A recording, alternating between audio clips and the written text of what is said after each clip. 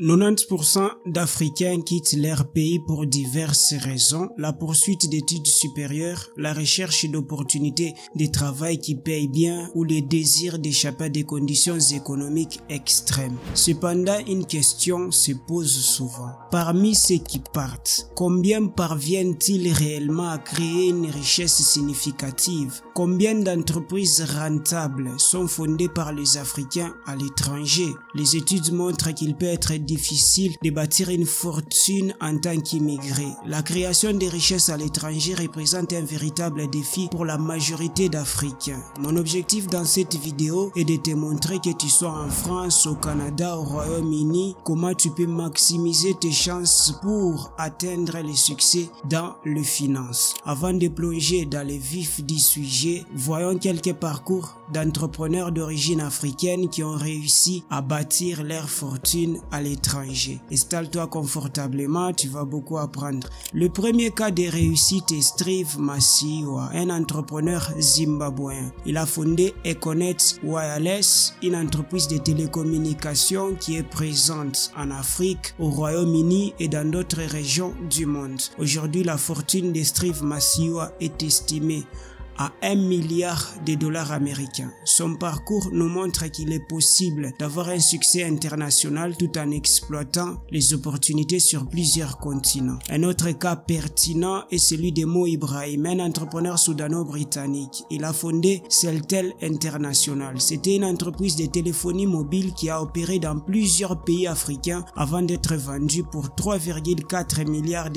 à l'entreprise Zain. Et par la suite, l'entreprise de télécom Zain a été rachetée par l'entreprise indienne Airtel. Le parcours de Mo Ibrahim nous montre qu'il est possible d'amasser une immense fortune à l'étranger, ensuite penser à réinvestir pour avoir un impact positif sur le continent. Voyons à présent comment tu peux toi aussi aspirer à bâtir ta richesse à l'étranger. Le premier élément, c'est de comprendre l'environnement économique. Beaucoup d'Africains, en arrivant dans un nouveau pays, ne comprennent pas l'environnement économique. Tu as quitté un contexte, la RDC par exemple, pour t'installer dans un pays développé comme la France ou le Canada. Ton environnement a radicalement changé et pour réussir, ton approche et ta mentalité doivent s'adapter à ce nouvel écosystème. Je m'explique. Pour un Congolais moyen, c'est normal de jeter une bouteille d'eau déjà utilisée n'importe où dans son pays. Faire cela au Canada, tu encours à des amendes. C'est une violation des droits. Alors, adapte-toi.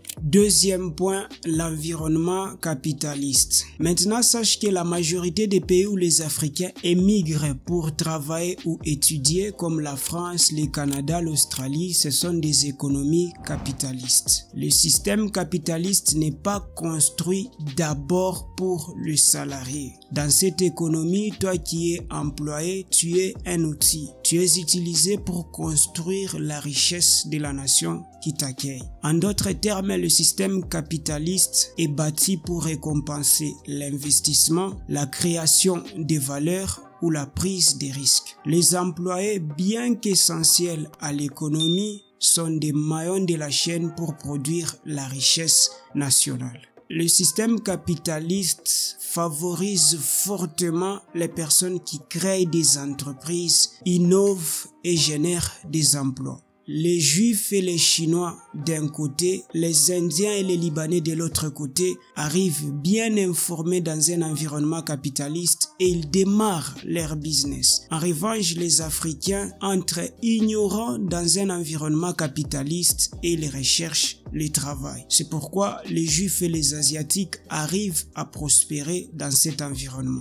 J'ouvre une parenthèse pour t'expliquer l'histoire de Donald Trump qui a refusé que certains pays africains émigrent aux États-Unis. Il faudrait voir plus loin la vision de cette personne éloquente et même le slogan c'était To make America great again.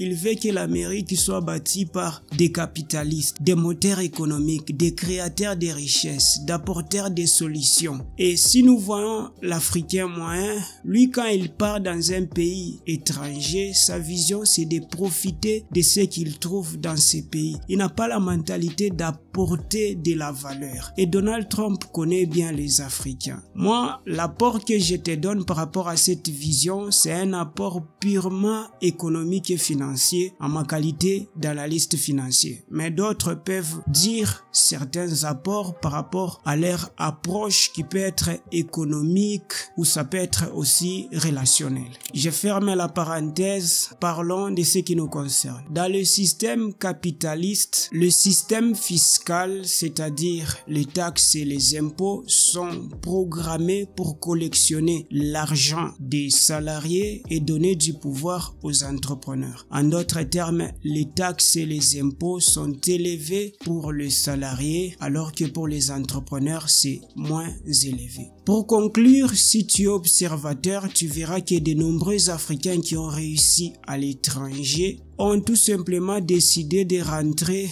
en Afrique pour investir. Si tu es salarié installé au Canada, en France, tu dois travailler dur et avoir une stratégie claire d'épargne. Ensuite, tu peux penser à investir en Afrique où les opportunités d'affaires sont immenses. Je termine en te disant ceci, tout le monde ne peut pas être un entrepreneur, mais tout le monde doit aspirer à devenir investisseur. On se retrouve la semaine prochaine pour la deuxième partie de cette vidéo où j'aborderai en profondeur la notion de comment devenir riche à l'étranger. Je t'invite d'abord à acheter les produits et services de nos sponsors. Et cette vidéo est sponsorisée par des grandes entreprises et il faudrait que tu puisses aussi avoir leurs produits et services. C'est une façon aussi de m'encourager dans le travail que j'ai fait. Abonne-toi pour recevoir d'autres vidéos sur la création des richesses en Afrique.